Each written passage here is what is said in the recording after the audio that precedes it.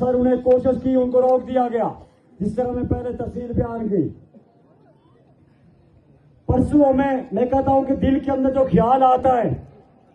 यह भी उस रब की तरफ से होता है, यह भी दुआओं का नतीजा है, वरना हमारी कोई जान नहीं। परसों हमें फिर से ख्याल आया कि जनाब जो फील्ड मार्शल साहब ईरान और अमेरिका की सुलह करवा रहे हैं,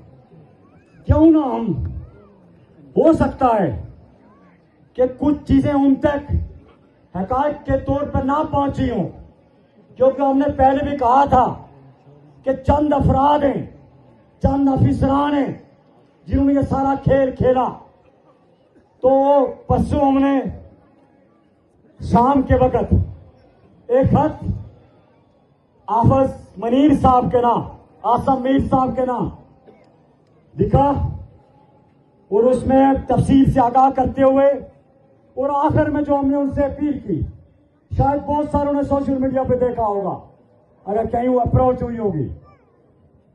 सारा अपना कजिया बयान करके आखिर में जो जुमले लिखे हमने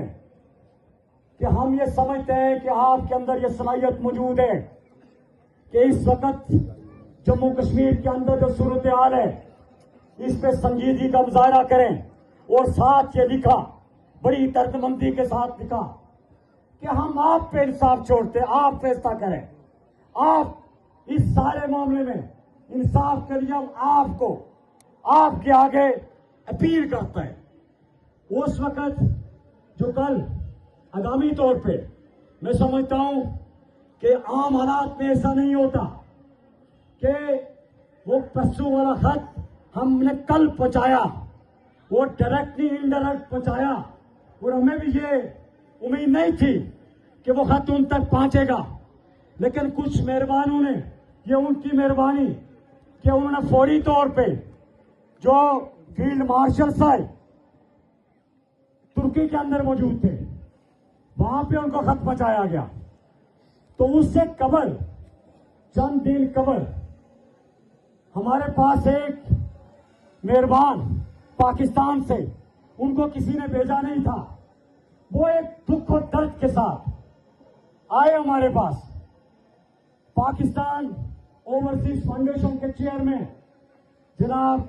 सैयद कमर रजा साहब कोई 3 या 4 दिन कबल हमारे पास आए थे। बड़ी तफसीली गुफ्तो सुनीद हुई, लेकिन हमारे मुतालबात के हवाले से कुछ डेडलॉक पैदा हो गया और जिस पे उन्हें बड़ा अफसोस भी था कि मैं कोशिश कर रहा था कि ये चीज यहाँ पे ये डरना ये सारा कुछ खत्म हो जाए खुश असलूबी के साथ। तो इत्तेफाक से आफज मनीर साहब ने ऑफिशियली तौर पे, उन्हीं आसम मनीर साहब ने ऑफिशियली तौर पे कल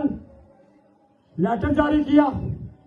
और सैयद कमर रजा साहब को,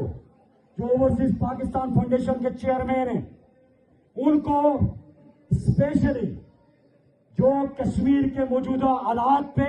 मैंडेट देते हुए उन्हें कहा कि आप चाहे उनसे साथ बातचीत करें, मैं आपको मैंडेट देता हूं। हम इस मौके पे नतीजा क्या निकलता है, मैं कहता हूं कि हम वो लोग हैं, कश्मीरी वो लोग हैं कि जिनके दिल अपने साफ हों, वो दूसरे की नीयतों पर शक नहीं करते। हम ये समझते हैं कि उन्होंने नेक नीति से यकीना ये अमल किया और कल रात 11 बजे से लेके फजर तक पहले हमारी ऑनलाइन कॉन्फ्रेंस कॉल के जरिए उन हबाब के साथ ऑनलाइन मीटिंग हुई, जो फजर के थोड़े देर कबल खत्म हुई।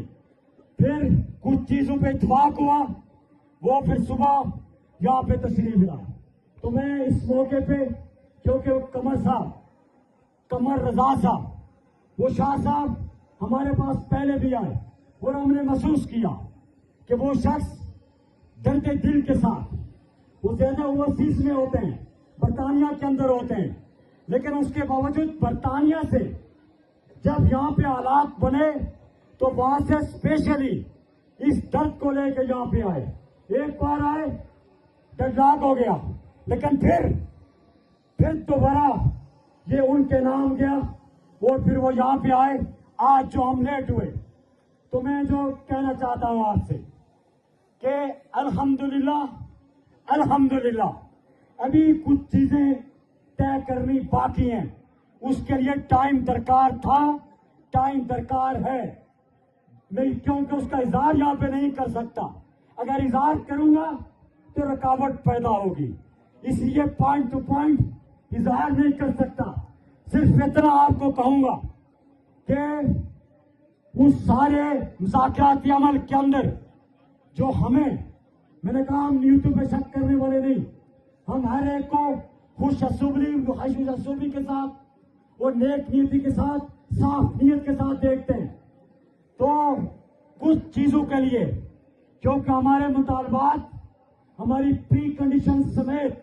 जो हमारा चार्टर ऑफ डिमांड है, कुछ चीजों के लिए टाइम दरकार था, जिस पे उन्होंने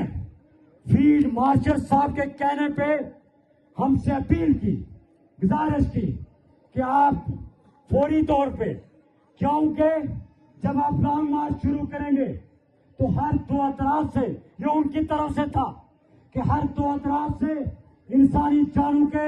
जाया होने के खदशात यकीनन मौजूद हैं। तो ऐसे में आप अपनी लॉन्ग मार्च उसको रोकें। तो हम चंद दिनों के अंदर, चंद गिनती के दिनों के अंदर आपके सारे मामले को खुश असूबी के साथ हल करेंगे। और सुने, और वो खुद जहां पे आएंगे, खुद कमर शाह साहब आपके सारी तफसील बयान करेंगे।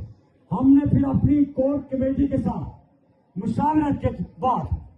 ये फैसला किया। हमने पहले भी कहा, बार बार इसी स्टेज से चिल्लाते रहे, पकाते रहे कि हमारी जान हुक्मरान तबके से है, हमारी जान किसी पाकिस्तान मुखालिफ नहीं है, पाकिस्तानी इदारों के खिलाफ नहीं, किसी शख्सियत के खिलाफ नहीं, किसी हुकूमत के खिलाफ नहीं,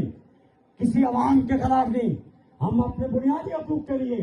इन हुक्मरान तबकात के सताए हुए हैं, जिन्होंने हम पे गोलियां बरसाई, जिन्होंने हम पे इस बात की, उन इदारों को इजाजत दी कि वो 3 जून को ऑल पार्टीज कॉन्फ्रेंस के अंदर कि यहाँ की आवाम को, यहाँ की मजलूम और मकूम आवाम को इस पे बैन लगा के, इसको दहशतगर्दी का लेबल लगा के इसको कुचला जाए। हम पे आजमाइश है, हमारे नौजवानों ने कुर्बानियां दी। कल भी ब्लॉज के मुकाम पे 8 नौजवान मजीद शहीद हुए। लेकिन मैं इस सारे तनाज़